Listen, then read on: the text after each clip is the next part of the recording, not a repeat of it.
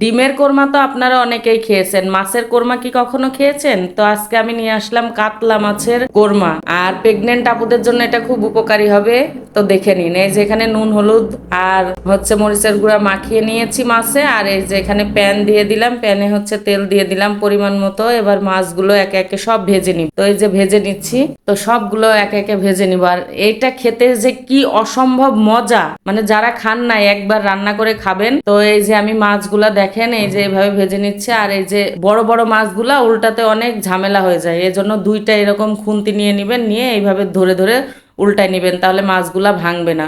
এরপরে এই যে মাছ ভাজা হয়ে গেছে দেখেন, এবার তেল আর একটু দিয়ে দিলাম, দিয়ে এই তেলের মধ্যে গোটা গরম মশলা দিয়ে দিব।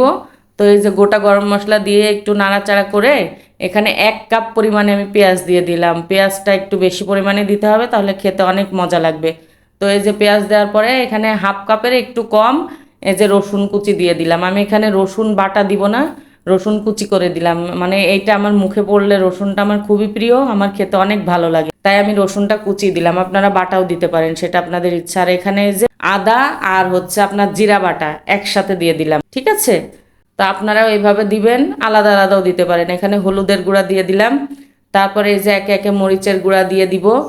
দিয়ে এখানে যে এটা হচ্ছে ফেটানো টক দই, টক দইটা দিয়ে দিলাম, দিয়ে একটু পানি অ্যাড করে মশলাটা সুন্দর করে কষিয়ে নিব। মানে খুব তেলটা যতক্ষণ উঠবে না ততক্ষণ আপনারা এভাবে কষাতেই থাকবেন। কষিয়ে কষিয়ে যখন তেলটা উঠে যাবে তখন দেখেন কত সুন্দর করে, মানে এটা খুবই ভালো করে কষাতে হবে। এই যে এরকম কালার আসতে হবে। এরপরে আমি এই যে এখন লবণ দিয়ে দিলাম, লবণটা দিয়ে আরও কষাতে হবে। তারপরে এই যে এখানে 1 চামচের একটু কম চিনি দিয়ে দিবেন, কারণ এটা হচ্ছে একটু সামান্য একটু মাছটা টক মিষ্টি আর ঝাল হবে, ঝাল ঝাল হবে। তো খেতে অনেক মজা লাগে। যে কষানো হয়ে গেছে, আমি এখানে মাছ দিয়ে দিচ্ছি।